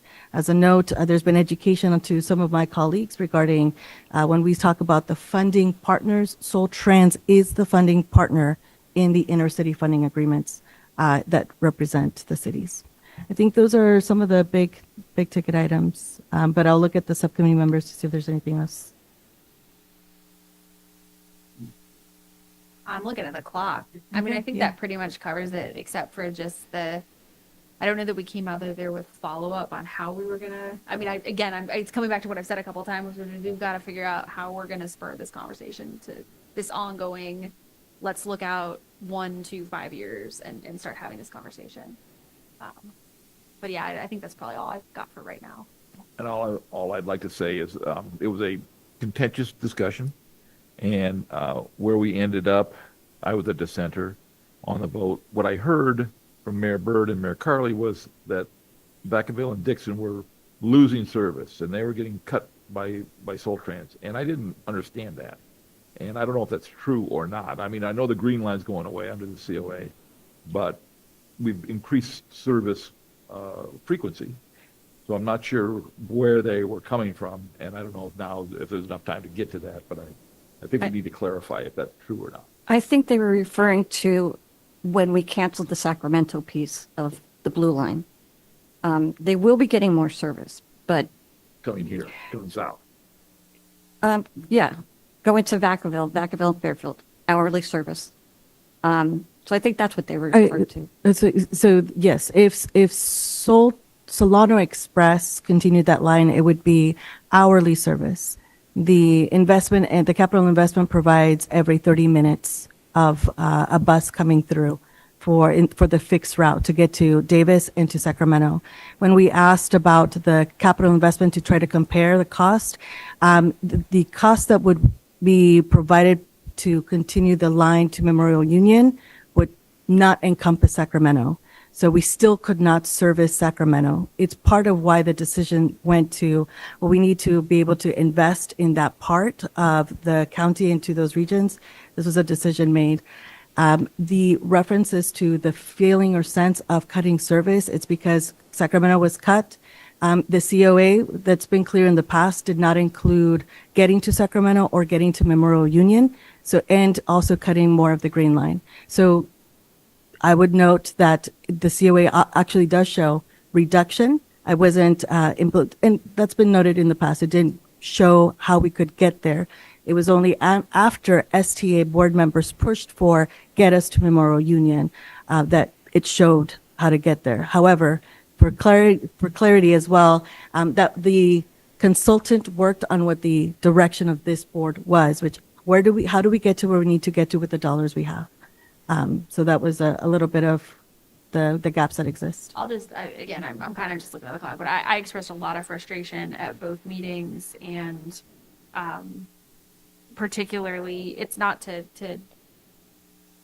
I just think that the way that the process was handled didn't give, it felt like it was pitting people against each other instead of engaging in constructive solutions. And the subcommittee has helped, but the subcommittee, we didn't have enough time on the subcommittee to get far enough to get where we needed to go. And I think the problem was SolTrans did the COA with limited assumptions and without any real engagement of like, is STA willing to invest additional resources to get the coverage when the math isn't, when the ridership's down on this line, and make these tweaks. And the STA board said, hey, we're willing to invest further resources. And then those further resources, we didn't have the holistic conversation about how the COA might have been different if we had expressed a desire to invest further resources, and it just led into I was a fellow dissenter. I mean, I couldn't justify making that type of expenditure without really having any data to back it up on what demand was or the right model was. But I just want to keep having the conversation, because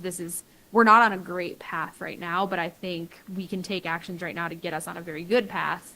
But it's not going to happen automatically. We're gonna have to do the work right now. And what I think also, and I'll make it quick, what seemed to get lost is we could have gone to Davis, to Union Memorial, and had people transfer to Yolo Bus, which goes to Sacramento. There was no reason that we had to ourselves continue on to Sacramento. And oh, by the way, that Sacramento van pool continues. It's so we're going to have two buses running to Sacramento parallel on the same time. That to me is stupid. It's a duplication of service, frankly, and I'm not sure why people didn't understand that or seem to care. And I'll just be direct one more time. Part of the issue that we need to confront is the fact we have two agencies that don't know how to work together. Not that they don't know how to or don't want to. They don't have the ability to right now for a lot of other reasons.